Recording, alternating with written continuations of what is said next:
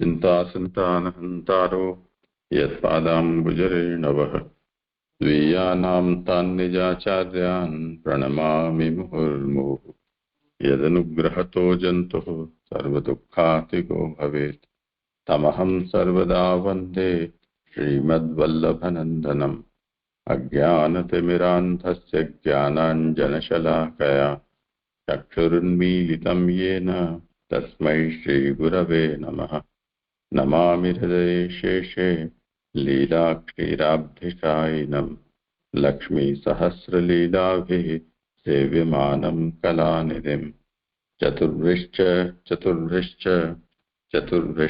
त्रिभिस्तथा षड्भिर्विराजते योऽसौ पंचधा हृदये।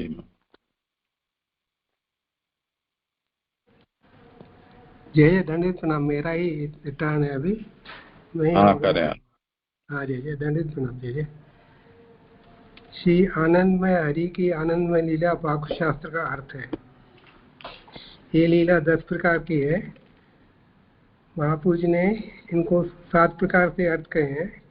भागवत जी में शास्त्रार्थ, स्कंदार्थ, प्रकरणार्थ और अध्यायार्थ, और सुबोध जी में वाक्यार्थ, पदार्थ और अक्षरार्थ। इस प्रकार से महापुरुष जी ने इनको डिवीजन किया हुआ है 2 तरह से। इस समय हम पहले स्कंद की अधकाल लीला का 5वां अध्याय कर रहे हैं, जो भक्ति का ऊपर करने वाला अध्याय है। पहला प्रकरण जो है जैसे उसके अंदर जो है वो हीन अधिकार आ रहा है। उसमें पहले से 3 अध्याय जो है हीन अधिकार के हैं। 4 से लेके 6 तक उत्तम अधिकार है।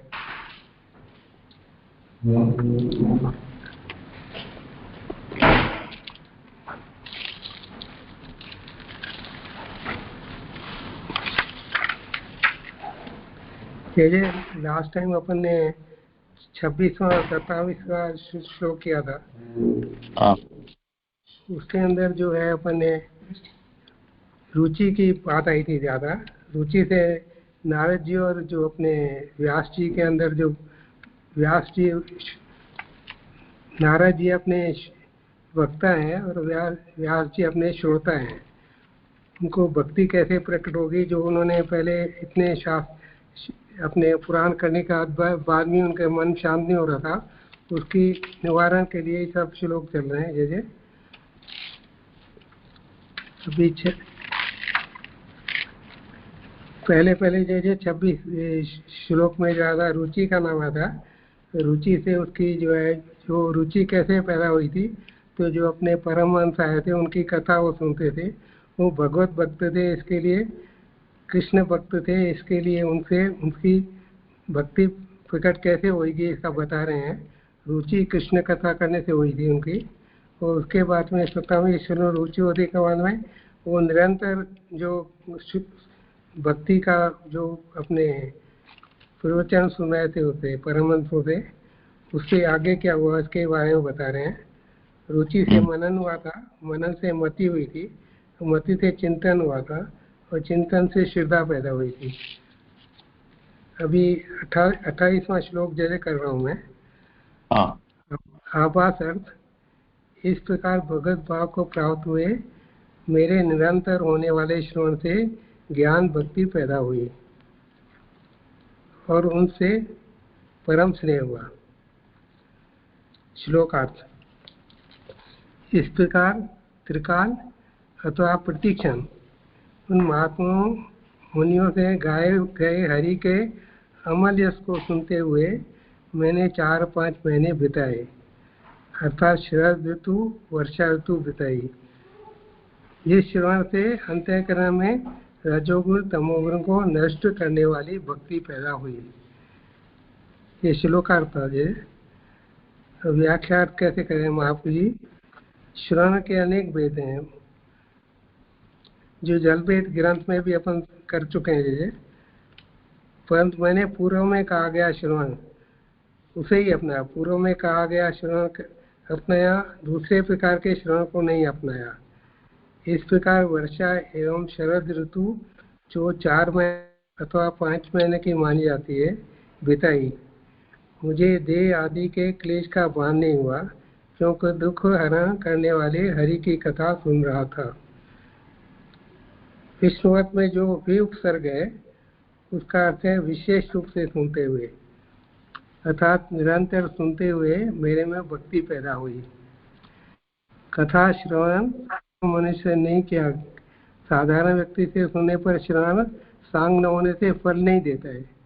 इसलिए कहा कि मुनि भी महात्मा भी संकीर्त्य मानस, महात्मा मुनियों से कही गई कथा को सुना। फल प्राप्त में श्रवण की तरह मनन भी ज्ञान का साधन है। मेरा कीर्तन चलता रहा क्योंकि महात्माओं से किया जा रहा था, तो महात्माओं के लिए गीता जी में कहा है। यहाँ से जे रिपीट कर लें थोड़ा।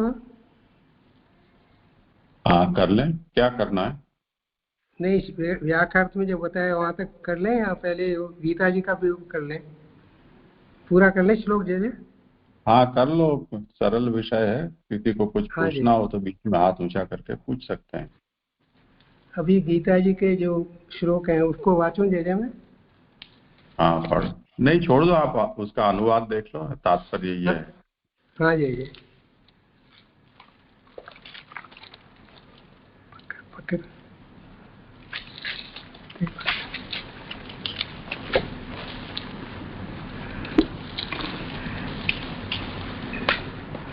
एक श्लोक में निरंतर मेरा कीर्तन करते हुए, यत्न करते हुए, मुझे नमन करते हुए, दृढ़व्रत वाले नित्य युक्त होकर भक्ति से मेरी सेवा करते हैं। ये अपने गीता जी के वाक्य आ रहे हैं, उसका श्लोक अर्थ है ये।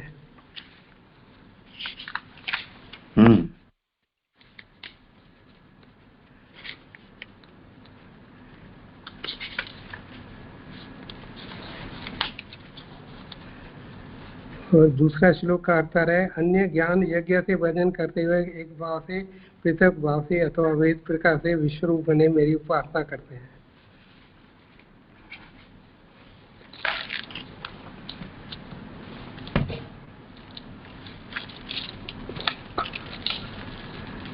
ये तात्पर्य बता रहे हैं ये, इसमें तात्पर्य यह है कि अनन्य मना होकर महात्मा लोग भजन करते हैं। अनन्य मना, अनन्य में किसी और को छोड़ के, एक के सिवाय दूसरे सबको छोड़ देना, अनन्य एक का ही होकर रहना, मना होकर महात्मा लोग भजन करते हैं। यानी कृष्ण भक्ति कर रहे हैं तो कृष्ण के सिवा और किसी के भी नहीं, सिर्फ मन से जो है उनका ही भजन करते हैं तथा निरंतर कीर्तन करते रहते हैं। जैसे महात्मा लोग सतत भजन एवं कीर्तन करते रहते हैं, उसी प्रकार मैंने किया। उनके सतत कही गई कथा को सुनो। इस प्रकार की मेरी भक्ति पारस रूप बन गई, जिससे सत्व रज तम वृत्ति वाला अंतःकरण शुद्ध सत्वरूप होने से वसुदेव रूप बन गया। वसुदेव जी में जैसे भगवान का प्रागट्य हुआ, वैसे मेरे अंतःकरण में भगवान का प्रागट्य होने लगा। तात्पर्य है कि चांदी तांबा सोना, ये एग्जाम्पल दे रहे हैं जी। तात्पर्य है कि चांदी तांबा सोना इन तीन धातुओं से बना हुआ बर्तन पारस के संबंध से केवल शुद्ध स्वर्ण रूप बन जाता है। इसी प्रकार मेरे अंतःकरण का रजोगुण तमोगुण मिटा, वह अंतःकरण शुद्ध सत्वरूप हो गया। हाँ, यही ये समाप्त हो रहा है। अभी किसी को विचार करना हो तो कर लें।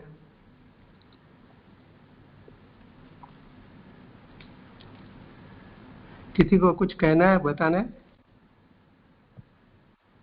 हाँ, ये अभी आया। हाँ, ये आवासात के ऊपर से तीसरी लाइन।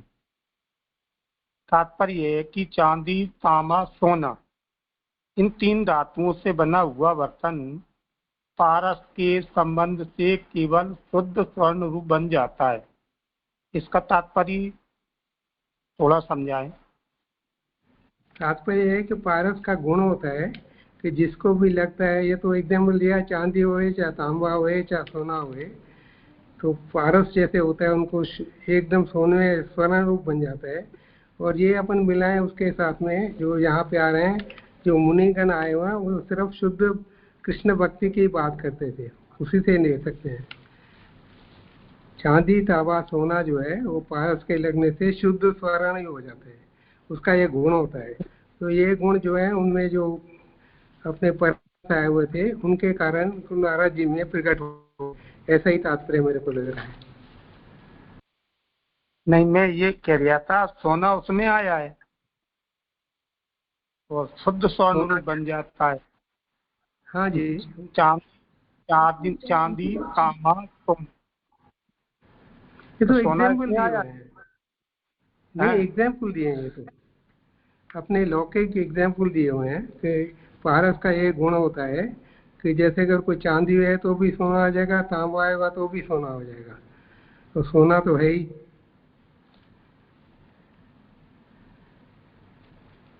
स्पष्ट नहीं हो रहा है आपको?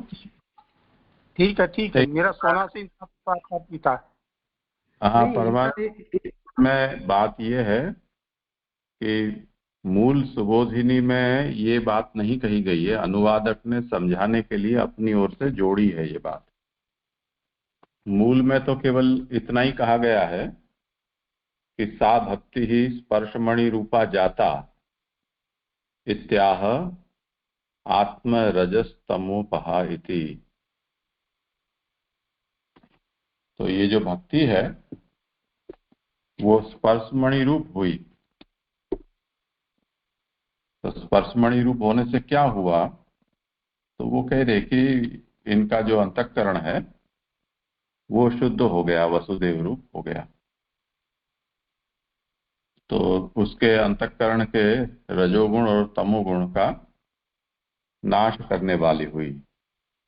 आत्म रजस तमोपहा, उनके भीतर रहे हुए जो रजोगुण और तमोगुण है उसका अपहन भक्ति के द्वारा हो गया। तो उसमें ये जो स्पर्शमणि का उदाहरण जो दिया है आचार्य चरणों ने, उसका विस्तार करते हुए समझाने के लिए इन्होंने ये बात कह दी है। और उसमें आपकी बात ये सही है कि स्वर्ण के अतिरिक्त धातुओं का स्पर्श पारस के साथ होने पर वो स्वर्ण बन जाता है, इसलिए अन्य धातु में सोना नहीं आना चाहिए। पर अनुवादक ने शायद इस आशय से लिया हो कि सोने मिश्रित भी होते हैं, मिश्र धातु वाले भी सोना होता है और शुद्ध सोना भी होता है। तो पारसमणि के स्पर्श पर जो मिश्रित या अशुद्ध सोना है वो भी शुद्ध स्वर्ण बन जाता है। इस तरह से ये कुछ अभिप्राय इन्होंने लिया होगा ऐसा लगता है। पर अगर इसमें अगर समस्या होती हो तो इसको हम कोष्ठक में डाल दें तो मूल और अनुवादक ने जो जोड़ा है उसको हम अलग समझ सकते हैं।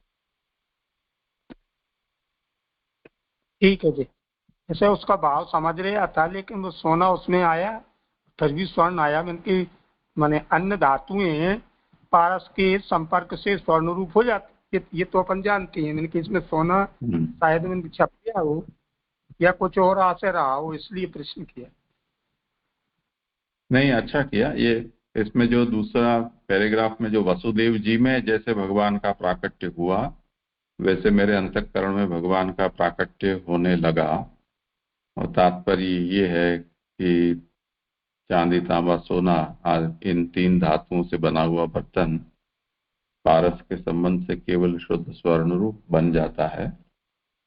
उसी तरह मेरे अंतःकरण का रजोगुण तमोगुण मिटा और वह शुद्ध सत्व रूप हो गया। तो ये वसुदेव जी में से लेके और श्लोक के अंत तक उसको ब्रैकेट में डाल दो, वो सुबोधनी का अंश नहीं है।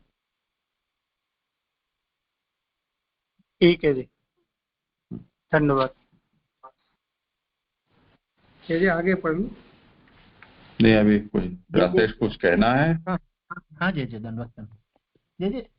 प्रश्न ये था कि कल जैसे हमने 26वें श्लोक में दो चीज देखी थी कि श्रवण भक्ति समाप्त होने पर ही कीर्तन भक्ति प्रारंभ होती है और एक एक कल्प में नारद जी को एक एक भक्ति सिद्ध होगी, ऐसा हमने एक देखा था। और यहाँ ऐसा आया कि वही जो नारद जी का जीवन चल रहा है मतलब परमहंसों के साथ सत्संग वाला, उसमें ये बात आ रही है कि उनके साथ मैंने मनन भी ज्ञान का साधन और अब मेरा कीर्तन भी चलता रहा, क्योंकि महात्मा जी से करा जा रहा था।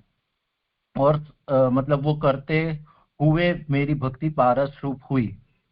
तो जैसे ये थोड़ा कैसे ये श्रवण के अंतर्गत समझेंगे, क्योंकि आगे हमने ऐसा देखा कि ये इतने करते हुए नारद जी वाले जो उनका प्रागट्य उनमें उनकी कीर्तन भक्ति सिद्ध हुई। तो यहाँ मनन को अगर हम स्मरण समझे ऐसा, तो वो थोड़ा जैसे स्पष्ट नहीं हुआ। कल भी जैसे ने बताया था अपने को कि श्रवण और मनन, जैसे आप बोल रहे हैं तो आप वक्ता हो गए, और जो दूसरा होने वाला जय जी ने बताया था मैं सुनने वाला हो गया था।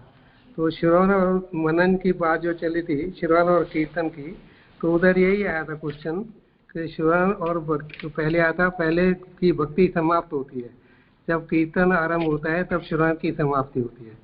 ये नहीं है कि सिर्फ कीर्तन ही होता है, कीर्तन के बाद जब समाप्त हो जाएगा कीर्तन तो श्रवण भक्ति भी चालू हो जाएगी, ऐसा तात्पर्य लग रहा है। ये जय जय पेश कर लेंगे और भी। हाँ, वो बात तो जय ने कल समझाई थी, मतलब एक साथ दो व्यक्ति नहीं कर सकते, लेकिन एक एक कल्प में एक एक भक्ति सिद्ध होगी ना, उसमें मतलब इसके साथ कैसे जोड़ सकेंगे? नहीं, श्रवण और स्मरण तो चलता ही रहता है ना। ये रुचि से मनन हुआ था, मनन से मति हुई, चिंतन हुआ था, श्रद्धा हुई थी, ऐसा ही चला है प्रोग्राम सब इनका।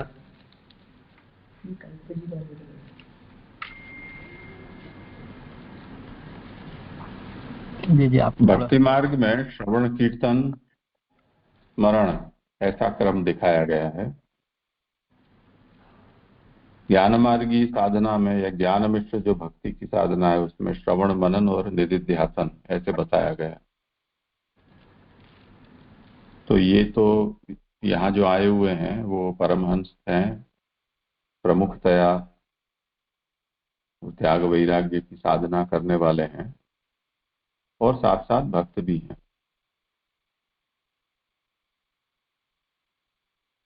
तो यहाँ जो निरूपण किया जा रहा है उसमें क्या कह रहे हैं कि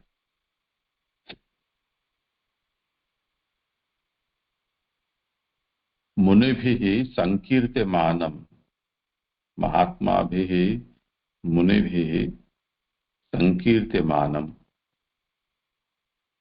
ये मुनि महात्मा जो हैं वो संकीर्तन कर रहे थे। किनका कर रहे थे? हरि का।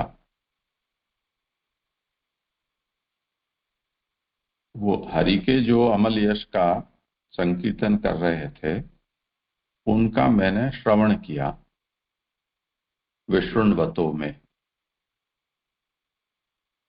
और ये भी उनका जो विशृण्वण है वो चातुर्मास्य पर्यंत, 4 मास या 5 मास, तब तक उन्होंने इसका अच्छी तरह से श्रवण किया। और श्रवण करने से क्या हुआ कि उनके आत्मरजस तमोपहा, जो भक्ति प्रवृत्ति हुई वो भक्ति ने उनके भीतर रहे हुए रजोगुण और तमोगुण को नष्ट कर दिया। यानी ऐसी भक्ति पैदा हुई कि जो इनको नष्ट कर दे। बात इसमें ये समझने की है कि ये बात सही है कि नारद जी इतने छोटे से बच्चे हैं, उस समय खिलौने से खेलने की उम्र है उनकी,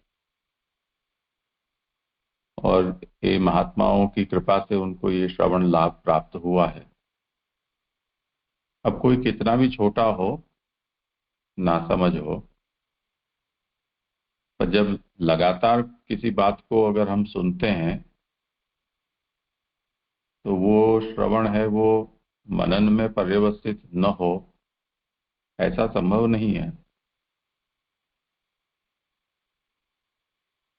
और ऐसा भी संभव नहीं है कि जो हम सुन रहे हो या जो हम सोच रहे हो उनका कीर्तन हम न करें।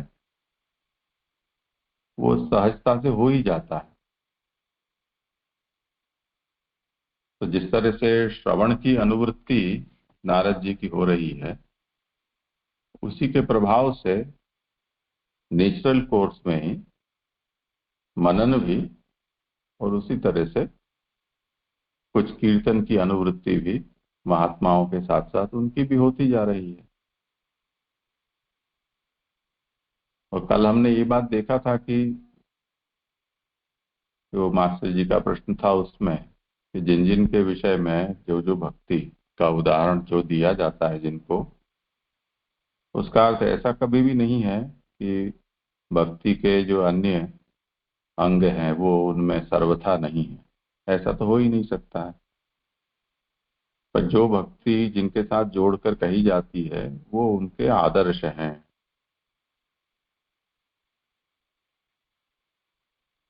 ऐसा ही तात्पर्य उसका है। उसी तरह किसी कल्प में जो बालक के रूप में नारद जी का पुराना जो जन्म है, अवस्था है, उसमें जब वो श्रवण कर रहे हैं तो इसका ऐसा कभी भी मतलब नहीं हो सकता है कि उन्होंने जो सुना है उसको कभी बोला ही ना हो, ऐसी चुप्पी साध दी हो। ऐसा मतलब ही नहीं है इसका। श्रवण भी है, मनन भी है, कीर्तन भी है, भगवत सेवा क्योंकि अभी साक्षात उपलब्ध नहीं हुई है, और भगवदियों की सेवा तो यहाँ भी कर ही रहे हैं, तो पाद सेवन आदि यहाँ भी सिद्ध हो ही रहा है किसी न किसी तरह से। पर प्राधान्य ने यहाँ पर श्रवण है, जो अब जब ये नारद जी व्यास को कह रहे हैं उस समय प्राधान्य ने कीर्तन है।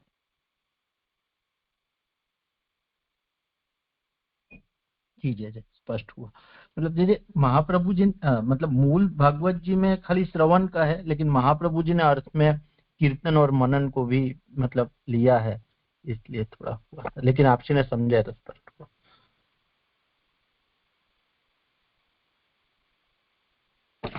आगे जिनका क्रम हो। जय मेरा ही है। जय हाँ, श्रवण और करें। कीर्तन तो चलता ही रहता है ना, जैसे ये बता रहे हैं। आगे लूं जय? हाँ, ये परमानंद जी कुछ पूछ रहे हैं। हाँ जय, कल के प्रसंग में आपने बताया था कि किसी कल्प में ये भक्ति से दुनी है। नाम संबंध में और ब्रह्म संबंध में, नाम संबंध में 7 भक्ति का दान आपने किया, और ब्रह्म संबंध में समापन में 2 भक्ति आई। तो इनको वजह से इनका दान किया, सिद्ध तो नहीं हुई, तो उनका दान किया इसको कैसे समझने चाहिए? आपको आवाज साफ सुनाई दी, मुझे तो बहुत कट के आ रही है आवाज। जय बराबर नहीं थी जय। हाँ परमानंद जी, आप कुछ करें, आपकी हाँ, आवाज बहुत कट के आई, पूरा प्रश्न समझ में नहीं आया। अब आ रही है आवाज? हाँ अभी तो आई। आपने कुछ शरण और समर्पण दीक्षा के विषय में कहा कि वहाँ सप्तविधा भक्ति है और यहाँ नवदा भक्ति है, हाँ, ऐसा कुछ आप बोले, पर प्रश्न क्या है उसमें समझ में नहीं। जब मैंने ये प्रश्न किया कि महाप्रभु जी ने नाम संबंध में 7 भक्तियों का दान दिया और 2 भक्ति ब्रह्म संबंध से 9, तो इनको किस प्रकार समझना चाहिए? सिद्ध तो नहीं हुई है, मैंने देखा गया है माने 9 भक्ति का दान महाप्रभु जी ने जीव के लिए किया है, माने जिसका समर्पण हुआ, संबंध हुआ है, तो उनको किस तरह समझना चाहिए? अगर अधिकार के अनुसार समझे, अगर अधिकार के अनुसार समझे तो जिनका ब्रह्म संबंध नहीं हुआ तो क्या उन्हें उन भक्तियों का अधिकार नहीं है?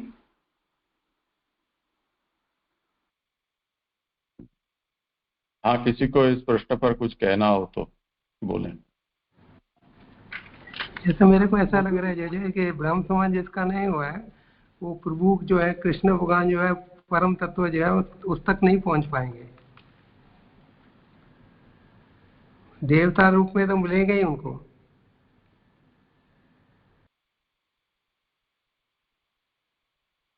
मुझे ऐसा तात्पर्य लग रहा है जो आपने बताया, और अपन सिद्धांत के रेफरेंस में जो समझ आ रहा है उस हिसाब से, कि जो सप्तविधा भक्ति अपन को जब शरणागति की दीक्षा ली है तो जैसे अपन को अधिकार मिलता है, और जो समर्पण की दीक्षा है वहां अपन को नवदा भक्ति का अधिकार यानी कि सख्य भक्ति और आत्मनिवेदन की भक्ति का भी अधिकार प्राप्त होता है। तो वो क्या है कि जो जीव को समर्पण का भाव नहीं है, अगर जब तक समर्पण का भाव नहीं है तो वहां पे उसको भक्ति के अंतर्गत आत्मनिवेदन की अगर दीक्षा दी जाएगी तो असमर्पित का त्याग न होने के कारण अधिकारतया जो उसके शिक्षा मतलब दीक्षा देने वाले और दीक्षा ग्रहण करने वाले दोनों को जो क्षय हो सकता है, उस कारण से सप्तविधा भक्ति का अधिकार दिया गया, ताकि वो धीरे धीरे अपने अधिकार को, जब उसे लगे कि मेरे को आत्मबोध हो रहा है कि मैं प्रभु मेरी आत्मा है और प्रभु मेरे अंशी हैं, और अब मैं बिना प्रभु को समर्पित नहीं रह सकता हूं, अब मेरा एज ए अंश मेरा कर्तव्य है, मेरी इनर रिक्वायरमेंट आ रही है कि मैं प्रभु को समर्पित होऊं, तो फिर उसको आत्मनिवेदन की दीक्षा उस समय ग्रहण करनी है।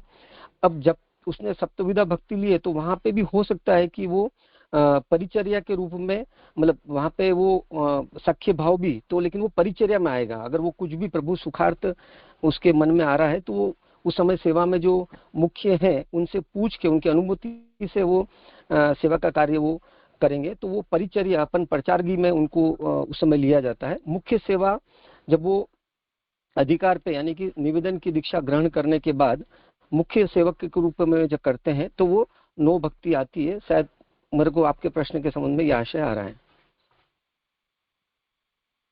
तो अगर ये माने तो ये नो भक्ति जिन जिन को सिद्ध हुई, क्या उनका समर्पण हुआ, क्या उनकी शरणागति हुई एज ये गुरु के रूप में?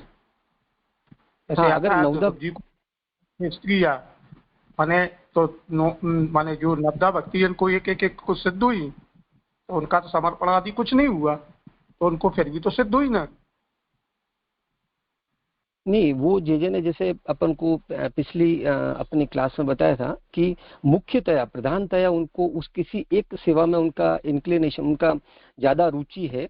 बाकी ऐसा नहीं है कि वो सेवा की अन्य जो अपन को नवदा भक्ति में जो अन्य सेवा है जिसके अलावा, जैसे सेवा में अपन को महाप्रभु जी कह रहे हैं कि अपन को सर्वदा सर्वभाव सर्वभाव से प्रभु की सेवा करनी है, पर किसी का हो सकता है कि वात्सल्य भाव किसी में ज्यादा प्रबल होके आता हो, तो उसका मतलब ये नहीं कि वो अन्य भाव प्रभु की सेवा में नहीं ला रहा है, उसका एक कोई भाव आगे चल के आ सकता है, पर अन्य भाव भी उसको वहां पे ग्रहण करने लेने हैं, क्योंकि यही आज्ञा है। उसी प्रकार से जो नवदा भक्ति में किसी एक भाव में उनकी अधिक रुचि हो सकती है, अधिक दृढ़ता हो सकती है, पर इसका आशय ये नहीं है कि वो अन्य भक्ति वहां नहीं कर रहे हैं। तो उनकी, अब जब अपन ये बोल रहे हैं कि उनकी नवदा भक्ति सिद्ध हो ही है, तो ये 100% की बात है कि उनका समर्पण भी वहां सिद्ध हुआ है, और समर्पण को भी वो अपने प्रभु के संबंध में अपने समर्पित होके रह रहे हैं, तो ही वो समर्पण भक्ति, आत्मनिवेदित होके रह रहे हैं, तो ही वो नवदा भक्ति में वो आत्मनिवेदन की भक्ति भी हो पा रही है। तो वो पक्का है ये कि वो समर्पण कर ही रहे हैं वहां पर उस समय, चाहे वो कथा पक्ष में रह के भागवत जी को भोग धर के लें, या कथा पक्ष में, या जो अगर प्रभु का स्वरूप है उनके पास में, सेवा उनके पास प्राप्त है उनको, तो उस तरीके से वो आत्मनिवेदन यानी कि समर्पण होके रहे। पर समर्पण की भक्ति अगर वो आत्मनिवेदित है और अपन बोल रहे हैं कि नवदा भक्ति कर रहे हैं, तो निश्चित रूप से समर्पण की भक्ति, आत्मनिवेदन वाली भक्ति आ ही रही है वहां पे। वो आपका कहना ठीक है, तो मैं मानता हूँ, लेकिन यहाँ ये कहा गया कि महाप्रभु जी ने प्रत्येक पुष्टि भक्त को 9 भक्ति का दान कर दिया, 7 भक्ति शरणागति में दे दी गई नाम संबंध में, और 2 ब्रह्म संबंध में दे दी गई। तो वो किस भाव से या उनमें देने में महाप्रभु जी का क्या आशय है, मैं ये जानना चाहता हूँ। मतलब अपन को तो 9 ही भक्ति करनी है अगर अधिकार है आत्मनिवेदन का, और अगर अधिकार नहीं है, समर्पित अगर अपन नहीं हुए, समर्पण दीक्षा नहीं लिए, तो 7 महाप्रभु जी ने अपन को वहां पे सभी भक्ति 7 अगर जिसको प्राप्त हो रही उसको 7, 9 जिसको प्राप्त हो रही उसको 9 भक्ति करने का कहा है। और 9 भक्ति करेंगे तो हमारी जो प्रेम लक्षणा भक्ति है वो प्राप्त होगी, क्योंकि अपनी भक्ति वैसे साधन भक्ति भी हो रही है साथ साथ में। तो उस समय अपन जब नवदा भक्ति कर रहे हैं तो नवदा भक्ति करते करते अपने में प्रेम लक्षणा भक्ति 10वीं प्रकट होगी, जब अपनी वो स्वभावतः अपने आप अपने अंदर होने लगेगी, सब भाव अपने आप चलने लगेंगे। और जब जीव को नवदा मतलब 9 भक्ति का प्राप्त नहीं है, तब 7 भक्ति से वो 9 भक्ति पे जा रहा है, फिर 9 भक्ति से आगे का उसका सफर होगा। तो उसको भक्ति तो जब महाप्रभु जी अपन को कह रहे हैं कि सप्तदा या नवदा जो भी करनी है तो वो सब करनी है। किसी एक में ज्यादा आपका भाव हो सकता है, सख्य भाव में किसी को ज्यादा रुचि हो सकती है, पर वो नवदा भक्ति करने वाले को उस समय श्रवण बंद कर देगा या कीर्तन नहीं करेगा, प्रभु के कथा का गान नहीं करेगा, तो ऐसा संभव नहीं है। और ऐसा उसको ऐसा कहा भी नहीं जा रहा है, उसको करना ही पड़ेगा। तो उसका पुनरावर्तन होगा, जो हम चतुश्लोकी में भी देख सकते हैं। नहीं, महाप्रभु जी ने तो ये कहा है कृष्ण सेवा सदा कार्य, कृष्ण सेवा सदा कार्य। तो सेवा में सभी आ गई हैं, सेवा सारी आ गई। तो आपकी आवाज थोड़ी कट, परमानंद जी आपकी आवाज थोड़ी कट रही है।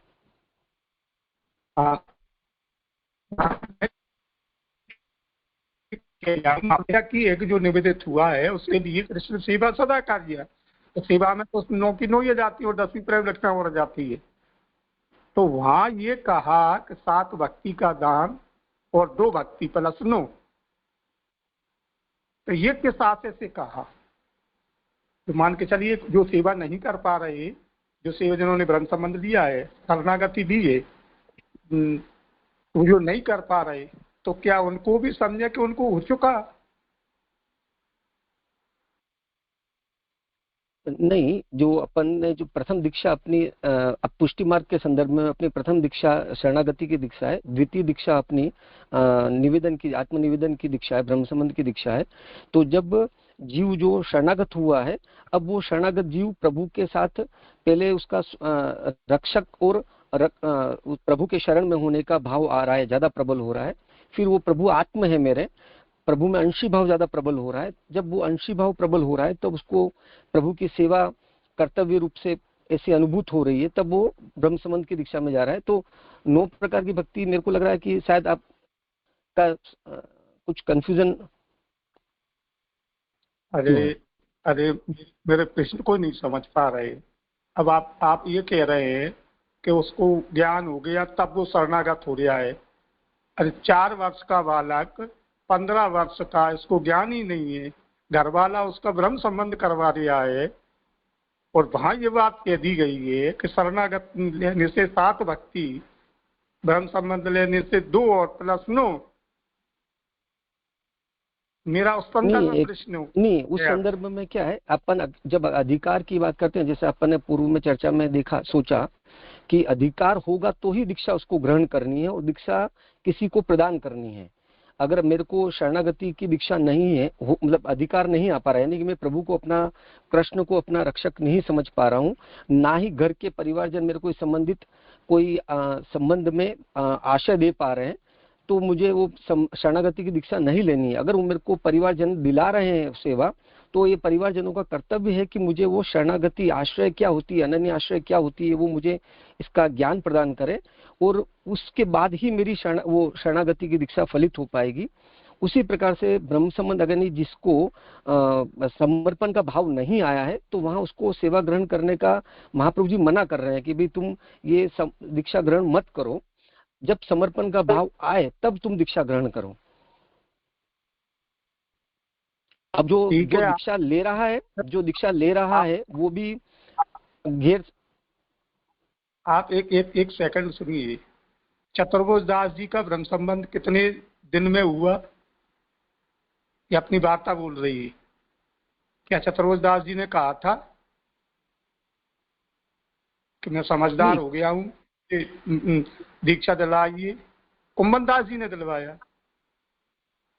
तो ऐसे ही आज के समय में भी अगर आप ये कह रहे हैं कि उसको नहीं लेना चाहिए, घर वाला उसे दिखा रहा है, पूरा मान के चलिए पूरा परिवार भगवत ही है, ठीक है ना, और उसमें चाहे सेवा एक करता हो या दो करते हो, लेकिन पूरे तो नहीं करते, आज के समय में देखने में आता है। तो ये परंपरा तो चली हुई है। तो क्या आचार्य बालक को उसका टेस्ट लेना चाहिए? हाँ, अपन को मेरा महाप्रभु जी यही मतलब मेरा कहने का आपसे ये है कि बस 2 9 ये वहाँ इस तरह से कहा गया है। अब ठाकुर जी की बात करें, वे तो सर्वसमर्थ हैं। ये आपने आज्ञा कर दी कि आप जीवों का ब्रह्म संबंध कराइए, मैं उनको नहीं छोड़ूंगा। अब मैं ये समझ के बैठ गया, ठाकुर जी ने मेरा हाथ पकड़ लिया और वो नहीं छोड़ेंगे। ठाकुर जी सत्य हैं, वो जो भी प्रतिज्ञा करती है वो सत्य है उनकी।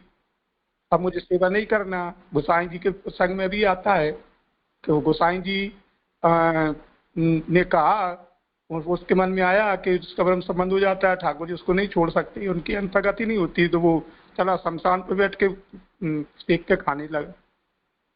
तो मेरा तात्पर्य ये है कि उनको किस रूप में समझे कि हो गया तो हो गया, तो किस रूप में दिखाई ये,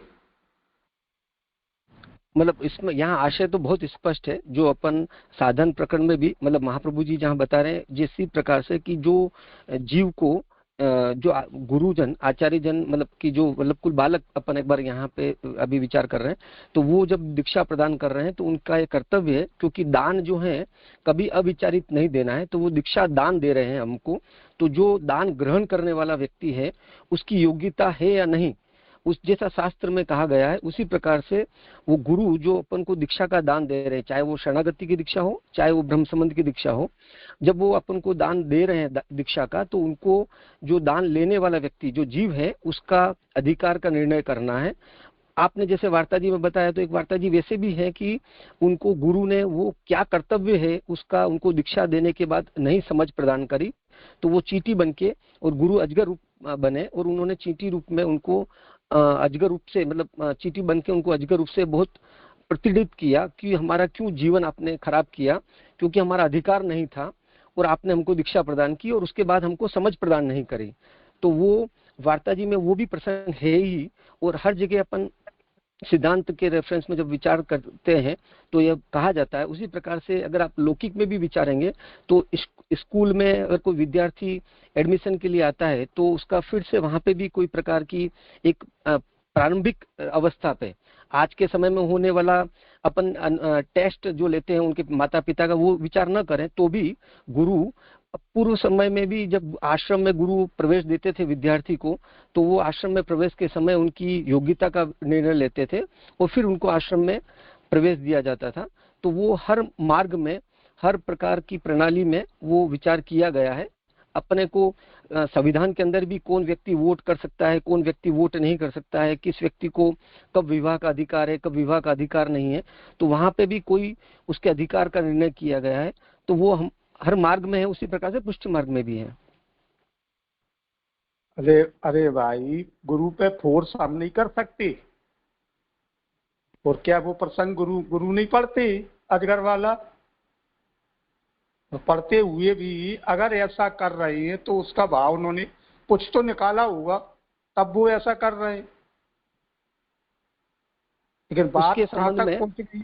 नहीं, उसके संबंध में जैसे आपने बहुत पहले प्रश्न किया, एक बार अपन चर्चा में थे तब आपने बताया था कि भागवत जी का अभी तक होने वाली व्यावर्थ भागवती जो व्यावृत्ति के अंतर्गत हो रही थी भागवत जी, उसका जीव अज्ञानतया या भागवत कथा है उस ध्यान से हम उसको भागवत कथा सुनने जा रहे थे और वो हमने किया। तो वो हमने करा तो यह हमारा दोष है कि हमने महाप्रभु जी के ग्रंथ का अध्ययन नहीं करा या समझने की उसको कोशिश नहीं करी, या उसके संबंध में हमने जो अधिकारी जीव थे उनके पास उनको प्रश्न रखा नहीं कि जब जल भेद में हमको अधिकार बताया गया है अलग अलग, उसी प्रकार से दीक्षा के समय में भी वो अधिकार का जो बालक अगर इस प्रकार की दीक्षा बिना विचार के दे रहे हैं तो ये बात पक्की है महाप्रभु जी के ग्रंथ को देखते हुए लगता है कि उनका अजगर योनि होगा, और जो जीव उनसे बिना विचारित दीक्षा ले रहे हैं अधिकार बिना के, तो वो चींटी रूप में उनको कभी भविष्य में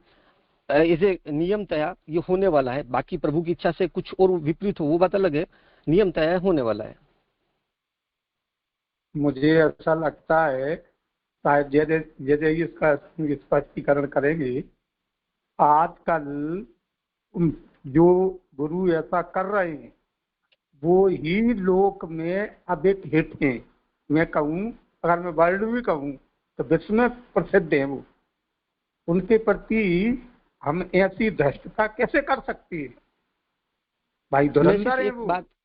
हाँ, मैं एक सिर्फ आपकी इस बात पे एक बोलूंगा, फिर जे अपना या और भी वैष्णव को रखना चाहें तो मतलब ये कि अगर कोई व्यक्ति कितना वर्ल्ड में फेमस है, अगर हम उस आशय को ग्रहण करेंगे तो कोई भी मतलब कोई अगर व्यापार कर रहा है तो व्यापार में कितनी वो बदमाशी कर रहा है, वो अगर हम उस पर नजर नहीं रखेंगे और सिर्फ वो व्यक्ति कितना बड़ा है उससे उसकी हम अगर श्रेष्ठता समझेंगे, उसी प्रकार से अन्य अन्य कोई कार्य में कोई व्यक्ति परीक्षा में पास हो रहा है तो वो परीक्षा में क्या वो पेपर लिख के पेपर पढ़ के पास हो रहा है या सही अर्थ में वो एग्जाम दे के पास हो रहा है, वो सब चीजों का वो उसका आशय अगर हम ग्रहण कर सकते हैं तो हमको करना पड़ेगा। वो हमारा कर्तव्य है। अगर हम मार्ग में आए हैं तो मार्ग में उसके बाद महाप्रभु जी हमारे लिए मुख्यतया हो रहे हैं, गुरु हैं हमारे, उनकी आज्ञा हमको महाप्रभु जी की सबसे पहले माननी है। उसके बाद कोई भी अगर वैष्णव या बालक अगर वो अपन को लगता है कि महाप्रभु जी के सिद्धांत से कुछ अलग बात कर रहे हैं तो हमको वहाँ ऑब्जेक्शन भी लेना हो पड़े, अगर लेना पड़े तो। जैसे जे ने बहुत पहले बताया था कि अगर कोई ऐसी स्थल है जहाँ स्थल पे अगर प्रभु के नाम के ऊपर कोई गाली दे रहा है तो हमारे पास में 2-3 ऑप्शन होते हैं। या तो हम वहाँ खड़े उनका प्रतिकार करें, उनका शिरछेद कर दें, या हम उनके सामने कुछ बोले, और हम ये सब कुछ नहीं कर पा रहे हैं तो हमको वहां से उठ के चले जाना है। वही प्रकार आज की चाहे होने वाली व्यावसायिक रूप से होने वाली सेवा हवेली में या भागवत कथा या अन्य कोई प्रकार से जो इस तरीके का दीक्षा कार्यक्रम चल रहा है, उन सब में हमारा कर्तव्य, हमारा एज ए कर्तव्य यही बन पा रहा है, यही हो रहा है। हाँ ठीक है, ठीक है। मैं तो सिर्फ इतना सा कह रहा हूँ, वो वल्लभ वंशज हैं, चित्त भी उनकी, पट भी उनकी। नहीं, अगर अपन सर्वोत्तम जी में महाप्रभु जी का पहले मेरी बात सुनिए। मैं जो कह रहा हूँ, चित्त भी उनकी, पट भी उनकी। और मैंने तो कहते सुना है, इसलिए कह रहा हूँ इस उदाहरण को। उन्होंने कहा चित्त भी हमारी, पट भी हमारी, क्योंकि सिक्का हमारे बाप का है। और हम तो वैसे ही जानते हैं कि बल महाप्रभु जी, गोसाई जी, वल्लभ वंशज, पुष्टि मार्ग, इस कितनी रिस्पेक्ट करते हैं इसकी। और फिर अगर वो ऐसा कहें कि भाई आप जो भी कह रहे हैं, आप हम कौन हैं? एक्चुअली आपने ठीक है, आपने क्लास नहीं, क्लास अटेंड करना बिल्कुल सही बात है आपकी। वो अपना एज ए कर्तव्य है। अगर हम नहीं भी अटेंड कर पा रहे हैं तो हमको किस तरीके से सिद्धांत, चाहे क्लास अटेंड करने से प्राप्त हो चाहे ग्रंथ का अध्ययन करने से प्राप्त हो, ये कोशिश तो हमको करनी पड़ेगी अगर एज ए पुष्टि जीव हमको रहना है। और जैसे आपने बताया पिता का, तो वो सर्वोत्तम जी में महाप्रभु जी के नामों के वर्णन में ही गोसाई जी ने हमको बता दिया कि कब वो पिता बन रहे हैं और कब, जैसे अपन देखें तो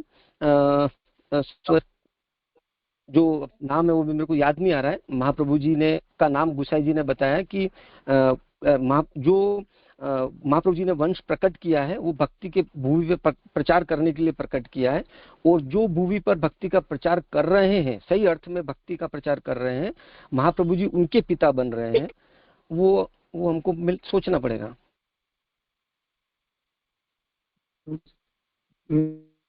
मैं तो जैसे क्या कहना चाहती हूँ, ये सुनना चाहता हूँ मेरे इस प्रश्न के संबंध में।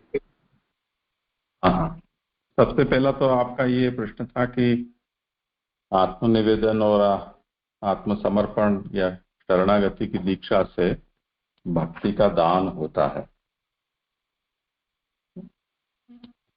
ये अप्रसिद्ध बात है। भक्ति का दान यानी उस, जैसे अच्युतदास जी को महाप्रभु ने आत्मनिवेदन कराया और भगवत सेवा करने के लिए उनको जब कहा, तब उन्होंने कहा कि आप तो मुझे सीधा मानसी का दान कीजिए। तो महाप्रभु ने उनकी योग्यता को देखते या उनके ऊपर कृपा करने के लिए बिना तनुवित जा सेवा यानी आत्मसमर्पण का सिद्धांत रहस्य में कहा हुआ कोई भी सिद्धांत पालने के बिना ही उनको सीधी चेतस्तत्प्रवणम सेवा ऐसी मानसी का दान किया। ये एक दान है। और दूसरा, ये दान जिसे वरदान हम कहें तो ज्यादा बात समझ में आती है, आप उसे वरदान के रूप में कहना चाहते हैं। आपने जो बात कही उसमें कि आप शरणगत शरण हुए तो सप्तदा भक्ति का दान किया और सख्यात्म निवेदन का ब्रह्म संबंध होने पर वरदान दे दिया। वरदान दिया यानी वो हासिल हो गई, उससे प्राप्त हो गई, सिद्ध हो गई। पर ये बात तो हम सभी को अपने अनुभव से ही पता है। हाथ कंगन को आरसी क्या, सभी लोग जिन्होंने भी आत्मनिवेदन किया है, जिन्होंने भी शरण मंत्र लिया है, वो अपनी छाती पे हाथ रख के खुद से ही पूछ लें कि कौन सा दान उनको मिला है और क्या हासिल हुआ है, उन्होंने क्या किया है अभी तक। अभी 12वें अध्याय में नारद जी का प्रकरण चल रहा था, उसमें ये विषय आया था कि नारद जी ने कहा कि मुझे एक कल्प में एक भक्ति सिद्ध हुई। नारद अवतार जब उनका हुआ है उस समय उनको कीर्तन भक्ति उस पूरे कल्प में होगी। ऐसे 9 कल्प में 9 भक्ति सिद्ध होने पर प्रेमात्मिका भक्ति प्रकट होगी और तब जाकर उनका भगवान में सायुज्य होगा। ये तो नारद जी की ये दशा है। और हम ये सोचते हैं कि ये जो दान है वो गले में 2 कंठी पड़ जाने से नवदा भक्ति हमें प्राप्त हो गई। तो ऐसा तो कुछ तात्पर्य, न तो ऐसा हमारा अनुभव इस बात की गवाही देता है, न कहीं ऐसा आचार्य शरणों ने कहीं लिखा है या कहा है, न किसी शास्त्र में इस बात को कहा गया है। ये जो दान है वो योग्यता के अर्थ में उसको समझना चाहिए। यदि हम शरणागत होते हैं तो श्री गोपीनाथ प्रभु चरण ने ये बात इदम प्रथम तया कही है, और तो कहीं ये बात प्रसिद्ध भी नहीं है। एवं सप्तविधा भक्ति ही प्रपन्नाधिकृता भवेत, ऐसा साधन दीपिका में आप आज्ञा करते हैं कि जो प्रपन्न है, प्रभु को शरणागत जो हुआ है, वो भगवान की सप्तविध भक्ति करने के लिए योग्य माना जाता है। तो ये अधिकार जो है वो, उसका अर्थ होता है योग्यता। तो वो योग्यता का दान है, ऐसा यदि हम कहते हैं तब तो सही बात है। पर वो सिद्धि के अर्थ में या वरदान के रूप में वो उसको हासिल हो गया, इस अर्थ में हम यदि कहें तो वो प्रत्यक्ष विरुद्ध होने से वैसे ही कोई बात मानेगा नहीं, हंसी उड़ेगी। और इसी तरह सख्य और आत्मनिवेदन, इस भक्ति में योग्यता आत्मनिवेदन करने पर होती है। तो उस योग्यता का दान ब्रह्म संबंध दीक्षा से होता है, ऐसा हमको कहना चाहिए। रही बात ये कि विश्व प्रसिद्ध कोई गोस्वामी हो या वो कुछ भी बोलते हो, उससे कुछ सिद्ध नहीं होता है। क्योंकि वल्लभाष्टक में इस बात को प्रभु चरण ही स्वयं आज्ञा करते हैं कि श्रीमद वल्लभ नामधेय सदृशो भावी न भूतोस्त्यपि, महाप्रभु के समान न कोई था, न है, न हो सकता है। और इसीलिए जो महाप्रभु के वचन के अनुकूल नहीं बोल रहे हैं, महाप्रभु के सिद्धांत से विपरीत बात कर रहे हैं, वो अंधतम नरक में गिरने के अधिकारी हैं, उनका वही स्थान है। वो लोगों को बरगलाते हैं। इसीलिए हरिराय महाप्रभु ने ये दुसंग विज्ञान प्रकार निरूपण ग्रंथ है, उसमें इस बात पर बहुत ज्यादा भार दिया है कि हमें वंचक से बचना चाहिए, क्योंकि वो बहुत यानी असुर, दैत्य, यवन, म्लेच्छ, नास्तिक, ये लोग तो अपना स्वरूप स्वयं दिखा देते हैं, छुपाते नहीं। पर वंचक है वो वैष्णव वेश धारण करके और भीतर से ऐसे भावों को रखता हुआ दूसरों को ठगता है। इसलिए उसकी आकृति, उसका वेश, उसका आचार, उसका विनय, उसके सब बड़े बड़े अच्छे तिलक छापा, इन सब से लोग भ्रमित हो जाते हैं। इसलिए उसके स्वरूप को जान पाना बड़ा कठिन हो जाता है। इस बात को कहते हुए हरिराय महाप्रभु ने ये कहा है कि अतएवोक्तम आचार्य गुरुरपि च वीक्षणम। इसीलिए आचार्य चरणों ने गुरु की परीक्षा करने के लिए कहा है। और वो गुरु की परीक्षा क्या है? कृष्ण सेवा पर है कि नहीं, दंभादि रहित है कि नहीं, भागवत के तत्व को जानता है कि नहीं, इन सब चीजों को अच्छी तरह से ठोक परख कर हमें देखना चाहिए, क्योंकि हम अपनी लगाम उसको दे रहे हैं, अपना ड्राइवर उसको बना रहे हैं। यदि ड्राइवर अहंकार विमूढ़ होगा, धूर्त होगा, पाखंडी होगा, तो वो हमें भी ले डूबेगा।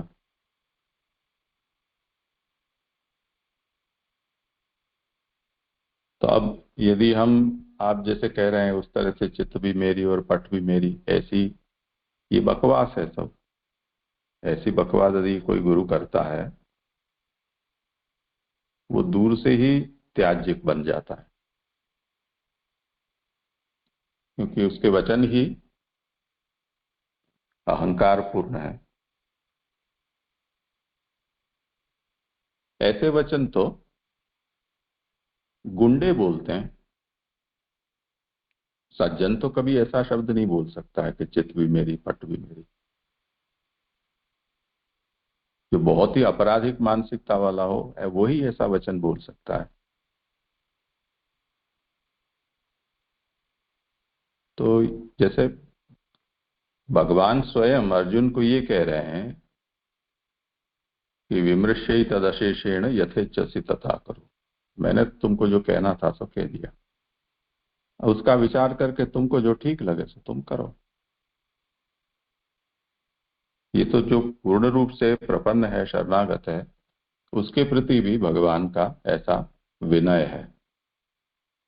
तो कोई ऐसे कैसे बोल सकता है कि चित्त भी मेरी और पट भी मेरी? तुम हो कौन? तुम्हारी हस्ती क्या है? ये मार्ग महाप्रभु का है या तुम्हारे बाप दादा का मार्ग है? आप ऐसा बोल ही नहीं सकते हो। आप कोई अधिकार ही नहीं है ऐसा बोलने का। महाप्रभु के द्वारा प्रकटित ये मार्ग है, जो प्रभु की आज्ञा से प्रकट हुआ है, उसमें महाप्रभु से आगे और किसी की चल नहीं सकती है।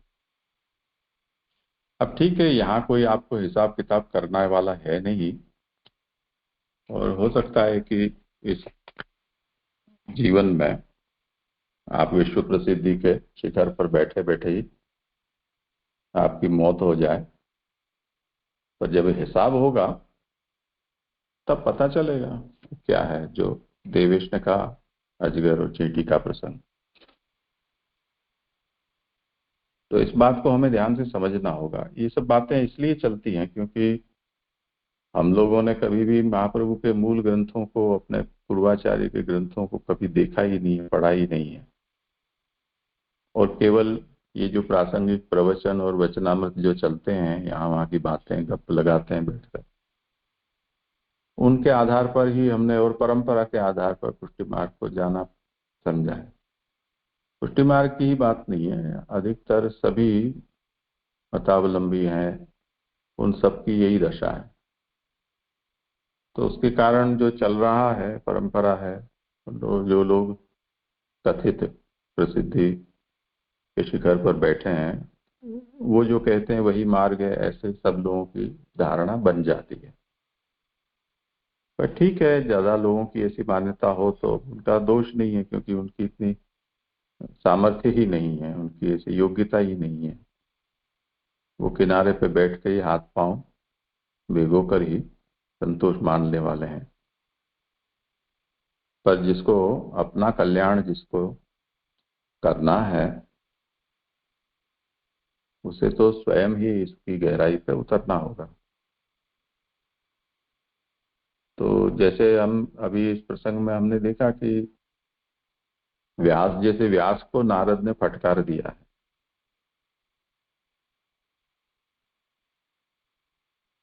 तो हम ये कैसे नहीं कह सकते हैं, जो उदाहरण हम कहानियों में से देते हैं,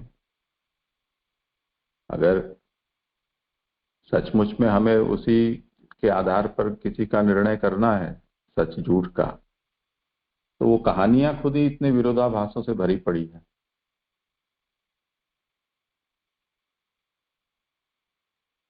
जैसे श्री गोसाई जी को दामोदर दास ने कह दिया था, यह मार्ग हाँसी खेल को ना है। क्यों कहा? श्री गोसाई जी ने उसका बुरा क्यों नहीं माना? उसको क्यों ये कहा कि आपके हृदय में विराज कर महाप्रभु ने ही हमको ये कहा है? और क्यों आपने उनकी शिक्षा को अंगीकार किया? क्यों श्री गोसाई जी दामोदर दास के पास सिद्धांत रहस्य पढ़ने पधारे?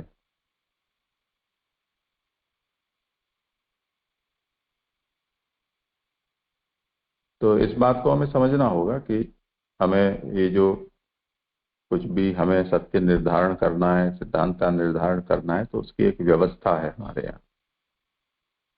ये भाषणबाजी में कुछ भी बोल देने वाले हैं, उनके कहने से कोई भी सिद्धांत का निर्धारण नहीं होता है।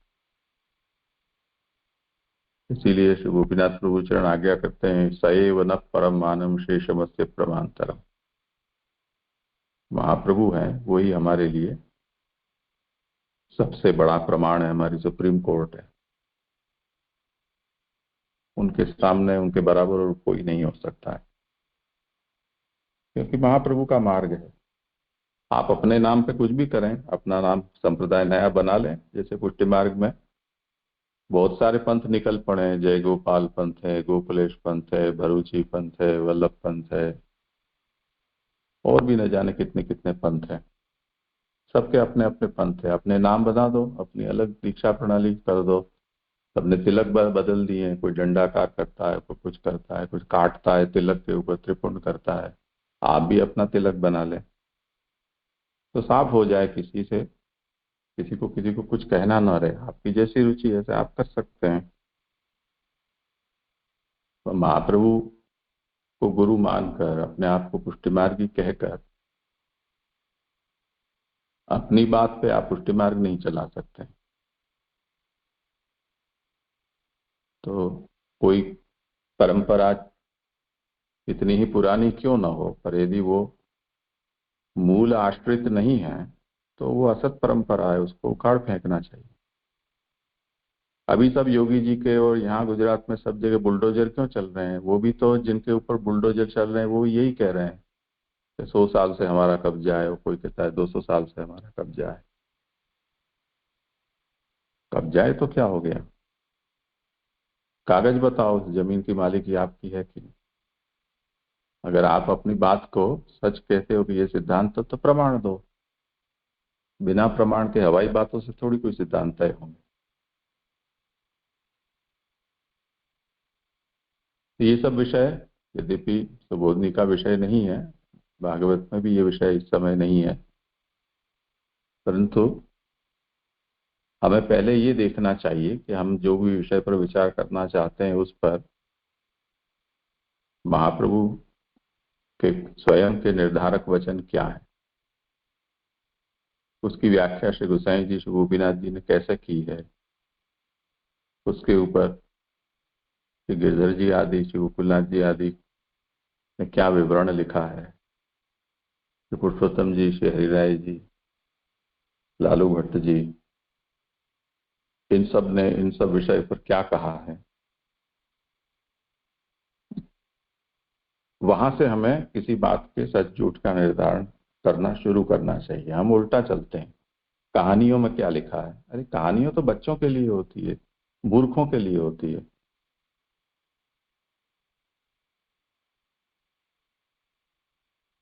कहानियों से कुछ सिद्ध नहीं होता है, मनोरंजन होता है, टाइम पास होता है। कहानियां खुद ही इतने विरोधाभासों से भरी पड़ी हैं कि अगर बिना ग्रंथों को पढ़े कोई कहानियां पढ़ने लगे तो वो कहानियां ही उसको ले डूबेगी। ऐसी ऐसी उटपटांग बातें हैं उसमें।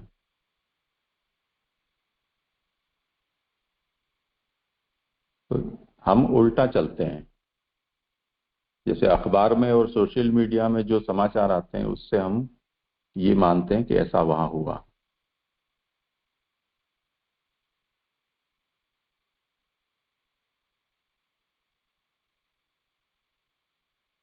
तो अब तो हम इतना सब अनुभव कर चुके हैं, 5 आदमी हो उसके 5,000 आदमी बनाकर छाप देते हैं अखबार वाले। तो अब स्थिति में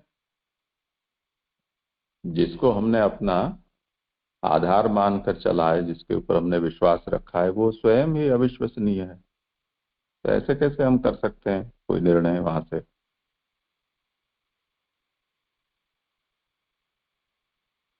जितने भी न्यूज चैनल्स होते हैं, जितने न्यूज़पेपर्स हैं, वो सब के सब कॉरपोरेटर्स के द्वारा खरीदे गए हैं, राजनीतिक पक्षों के द्वारा खरीदे गए हैं।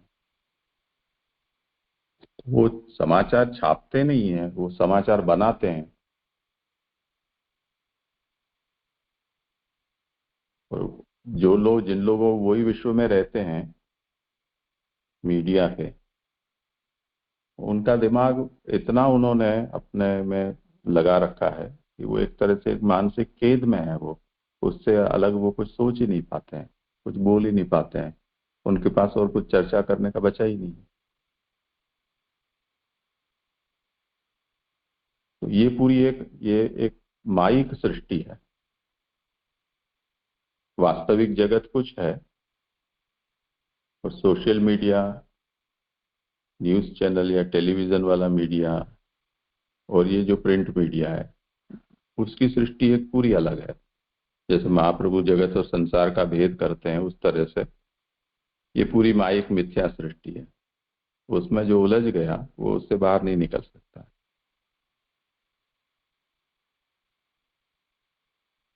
उसी तरह ये जो विश्व प्रसिद्ध बनकर फिरते हैं ऐसे जो कथावाचक, प्रवचनकार,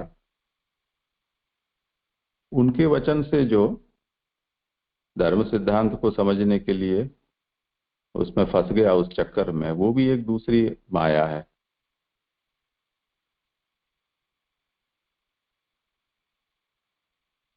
मूल भागवत हर भाषा में अनुवाद के साथ उपलब्ध है, विवेचन के साथ उपलब्ध है।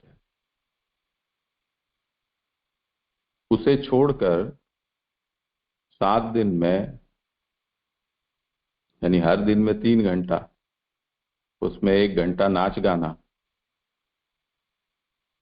और अहो रूपम अहो ध्वनि, किसी को ऊपर ना उड़ाया, किसी को बीड़ा दिया, किसी को प्रसाद दिया, किसी को माला पहनाई, आरतियां उतारी, उसमें निकाल के तो 14 घंटे में 18,000 श्लोक खत्म हो गए। फिर भी लोग बड़ा गर्व से कहते हैं कि हमने 15 बार भागवत सुनी, कथा सुनी। जिनको इसी में संतोष है, कचरा खा के ही जिसको पेट भरना है, और जो मूल शुद्ध है, खुद के घर में होती है भागवत, तो सबके घर में होती है। उसको जो नहीं चाहता है, उनकी तो यही गति होनी है। तो ये एक बड़ा विषम दौर चल रहा है इन दिनों में। और वैसे हम ये कहकर संतोष मान लें कि कलिकाल है, कलिकाल में ऐसा ही होना वाजिब है। तो ठीक है, संतोष मान लो, आपने अपने आप को कली का शिकार मान लिया है तो तथास्तु, कोई क्या कर सकता है। यदि आपने अपने आप को कलिकाल की गति नहीं स्वीकार की है, आपको ऐसा लगता है कि नहीं दैवी सृष्टि के हैं, पुष्टि सृष्टि के हैं, तब फिर हमें महाप्रभु के वचन से, महाप्रभु के मार्ग को समझना होगा। पीछे ये सब जुमले हमें एक ऐसा समझ लो कि कॉमेडी से ज्यादा नहीं लगते हैं, चित भी मेरी और पट भी मेरी।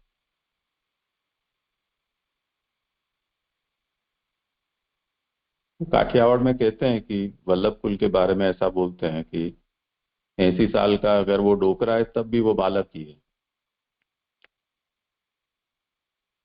तो ये सब बालक की लीलाएं हैं, इसमें कहीं कुछ धर्माचार्यपना या महाप्रभु के वंशज होने का गौरव इसमें कहीं झलकता नहीं है।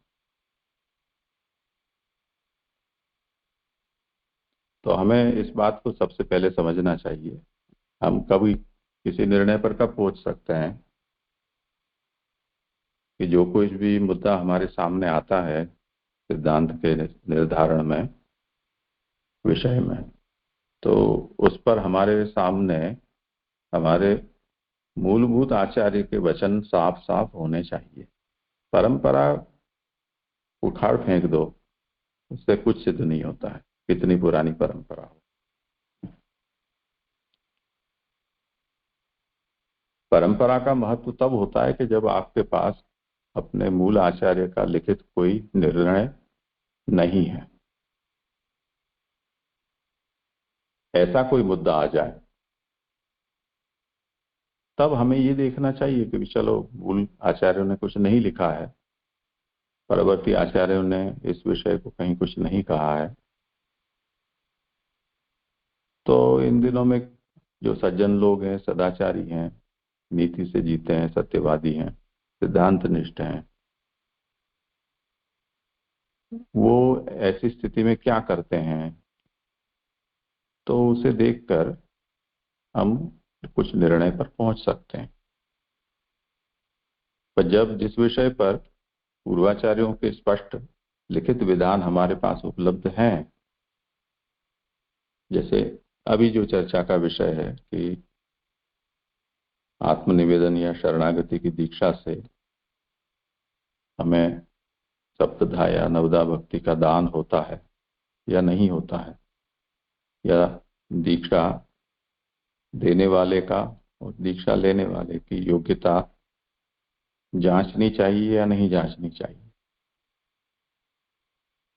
अयोग्य गुरु के द्वारा दिया गया आत्मनिवेदन या दीक्षा है, वो सफल होती है या निष्फल जाती है, गुरु को उसका पाप लगता है कि नहीं। अब ये सब विषय तो इतने प्रसिद्ध हैं और पता नहीं आप लोगों तक ये क्यों नहीं पहुंचाए गए हैं। तो यहाँ तो 50 साल से इस विषय पर इतनी चर्चा हो चुकी है, कम से कम 1000-1500 पृष्ठ का साहित्य इस पर प्रकाशित हो चुका है। आप पता नहीं कौन से युग में जी रहे हैं। ये ऐसा है, उत्तर कोरिया और चाइना में ऐसा होता है कि वहाँ दुनिया के संपर्क से वहाँ की जनता को दूर रखा जाता है, जिससे कि वहाँ के जो तानाशाह हैं वो अपनी तानाशाही चला सकें।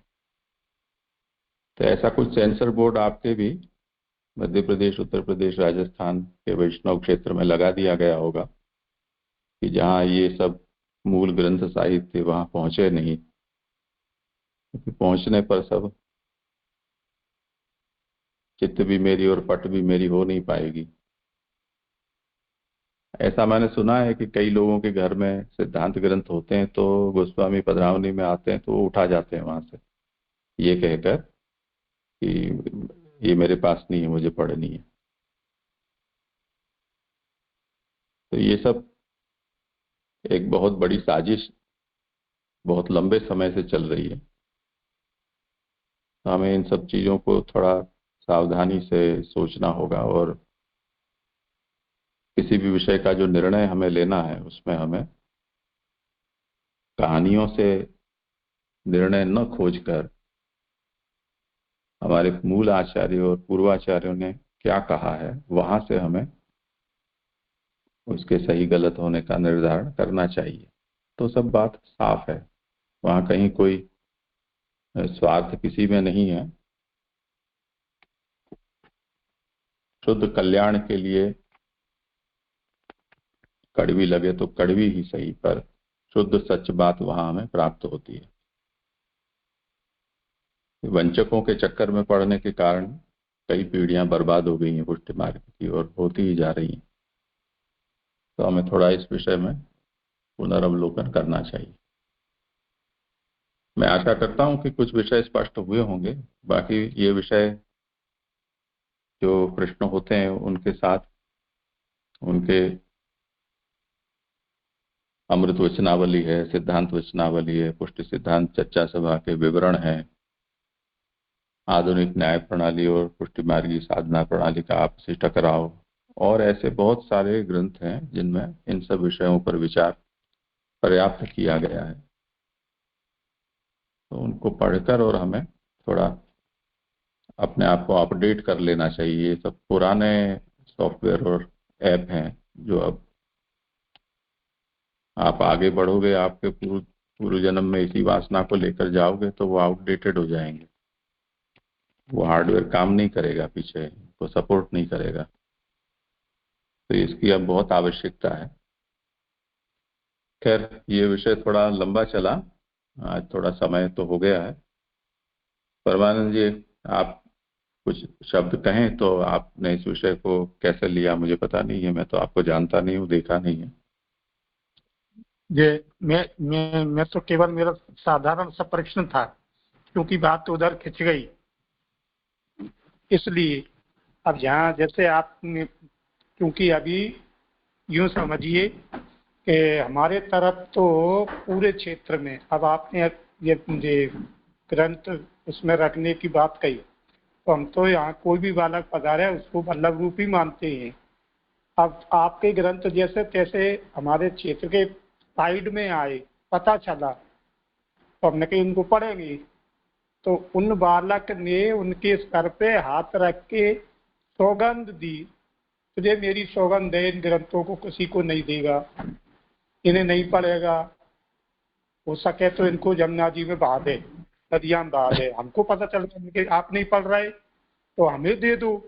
तो उन्होंने कहा नहीं, उन्होंने ये भी सौगंध दी है किसी को देना भी नहीं। तो फिर जानकारी हासिल हुई कि यत्र तत्र से ही ये ग्रंथ हुए, तो क्योंकि शंकाएं पहले पैदा हो गई थी, कोई ऐसी बात कर रहा है तो शंका तो पैदा हो गई ना। तो मैंने अभी इस कार्यक्रम में जब पता चला, 4 वर्ष से मोबाइल से आपकी आवाज थोड़ी कट रही है परमानंद जी। आपकी तरफ के मोबाइल पे, व्हाट्सएप पे, ग्रुप पे देखा तो उससे बल मिला कि वो कुछ और रहा है। तो फिर ये बात उनके सामने भी रखी, तो हम उनके मत से सहमति नहीं है, उनकी बात नहीं सुनना। अब वो गुट आ गया, तब मालूम चला पुष्टि मार्ग में भी गुट होते हैं। अब उधर चला तो फिर बात क्योंकि उनके सामने चली जाती है, तो उन्होंने कह दिया उनके मत से हम सहमत नहीं है, उनका ये ठीक नहीं है। अब जैसे अभी प्रश्न आया तो आपने कहा शिष्य को गुरु की परीक्षा, तो शिष्य जो अज्ञानी है वो गुरु की परीक्षा कैसे करेगा? गुरु सामर्थ्यवान है, वो सब कुछ जानता है। गुरु शिष्य को अज्ञान से ज्ञान की ओर ले जाता है। अब वो अज्ञानी शिष्य गुरु को क्या परीक्षा करेगा? तो भाई ये गुरु है कि नहीं, उसका स्तर ही क्या है? तो इस तरह की मतलब पूरा क्षेत्र एकदम अन्य, हम तो बल्लभ बालक को सबको बराबर मानते हैं। अब मालूम चल रहा है कि वो क्या दिया है, तो अब वो मैंने इधर इससे जुड़ने को कहा, तो वो मेरे वो मित्र हैं, परम मित्र हैं। अभी मैं ज्यादा नहीं बोलना चाहूंगा, बिल्कुल सरल सी भाषा में, कि हम तो बालक को बालक ही मानते हैं। लेकिन उन्होंने कहा नहीं, तुम हमारे सेवक हो, ये उनके सेवक हैं, ये उनके हैं, ये उनके हैं। तो ये धंधा चला। तो मैंने कहा ये क्या चक्कर हो गया पुष्टि महाराज में, तू मेरो नहीं है, गलत। अब जब चरण स्पर्श हो रहे हैं तो पर सब दिन के हो गए। चरण स्पर्श के बाद कुछ अलग से बात करनी है तो नहीं, हमारे यहाँ रह जाओ। इनके हो क्या रहा है जी। पर धीरे धीरे जानकारी मिली, पर आपके तरफ जुड़ गए। आप जुड़ गए तो अब ग्रंथ भी आ गए और बात भी आ गई, तो अब समझ में आया हो क्या रहा है। अब तो टेंशन में आ गया, साला पूरा जीवन यूं बर्बाद हो गया। अब ये बात किसके आगे कहें, अभी दोबारा उनके आगे कहो, पर वो कह देंगे नहीं नहीं नहीं, हम उनके तो वो अलग डिपार्टमेंट है। क्या करें क्या नहीं करें। अब ये तो हम जैसे, अब उन सबको मैंने जोड़ने की कोशिश की तो ऊपर से वीटो पावर आ गया, ना ही उधर नहीं जुड़ने का, बर्बाद हो जाओगे, तुम हमारे हो। पता नहीं पुष्टि महाराज को क्या हो गया, मेरा तो वैसे माइंड ऑफ हो गया। मैं ठीक है, जब मैंने न्यूट्रल हो गया, फिर मैं उठा के क्या करें। अब जो है सो ठीक है, भाग्य भरोसे जो ठाकुर जी प्रभु ही सर्वसमर्थ हो ही सतो निश्चिंत काम वर्जित, जो ठाकुर जी करेंगे तो होगा। भैया दंडवत, मेरी वाणी से हुई तो क्षमा करें।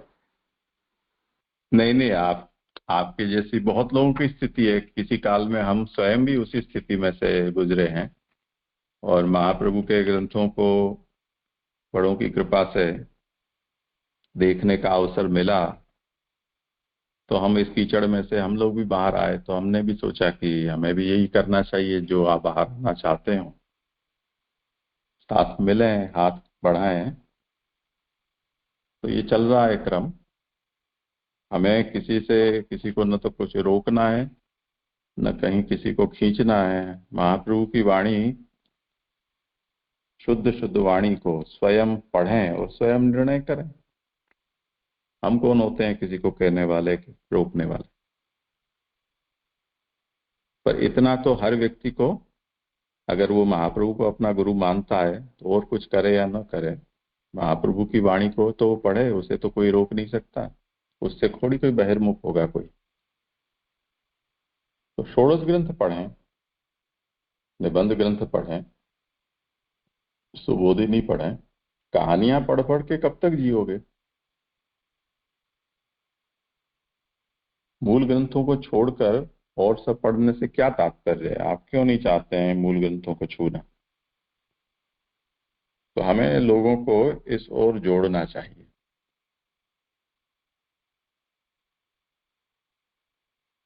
इतना करेंगे तो बहुत हो जाएगा। भले ही हम ये न कहें कि आप हमारे प्रवचनों को सुने या हमारे सत्र में आप आए ना आओ, कोई बात नहीं। हमारा ऐसा कोई आग्रह भी नहीं है कि आप आए। अगर आपको ठीक लगता है तो स्वागत है, नहीं ठीक लगता है तो कोई आग्रह नहीं है। आपके पास जो भी ग्रंथ उपलब्ध हैं, मूल ग्रंथ को आप पढ़ें, बस इतना करें। एक जीवन में इतना कर लें तो कम से कम यहाँ वहां जो भटक रहे हैं उससे तो बच जाओगे। फिर निर्णय आप स्वयं करना, आपको क्या करना है।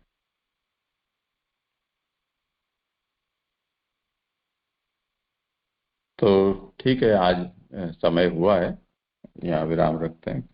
कल 9 बजे से ही जुड़ेंगे, क्योंकि अभी मैती राजा कहीं और कार्य में है तो उनका नहीं होगा।